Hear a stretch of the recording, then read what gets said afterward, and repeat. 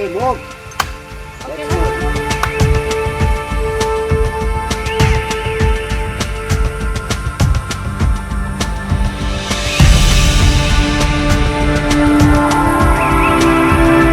Be careful because this is lipang kalabaw, the alingatong. Oh, very itchy with this side. This is the picture of the alingatong, lipang kalabaw. Now, so you have to pass here, just like that.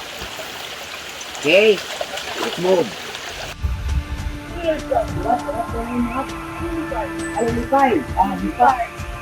Alipay is worse than alingatong. It's more itchier than alingatong.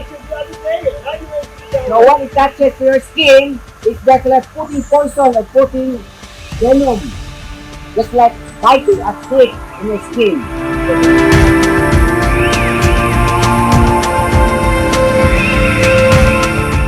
So the one we are talking to is lipay. This is the flower of the lipay.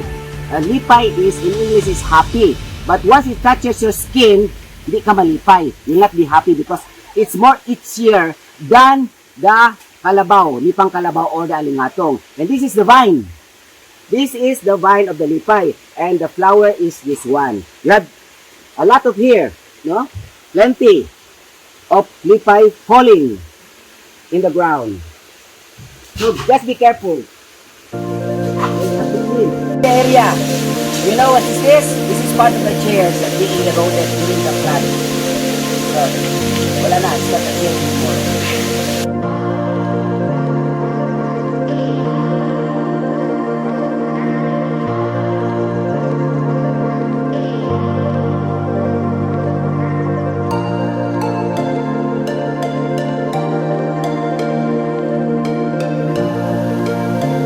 At pinilog na namin. Pak! At pinilog.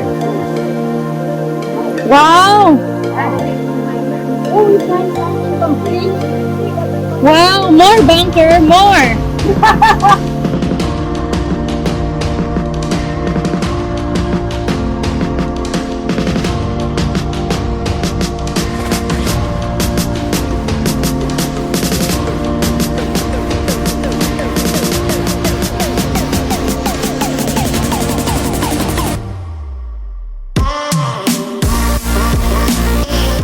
Gusto siya. Pag manaw na ka, ibaba mo na yung 100. Para dandahan lang. Pag stop ka, itaas mo na. Ganun lang. Kung bababa ka lang. Kung ano, ilak ko. Kaya gigunitan sa na dito. Ako dito nag-ulit. Hindi pa mahulog kay gunitan naman dito. Pwede na si Bim.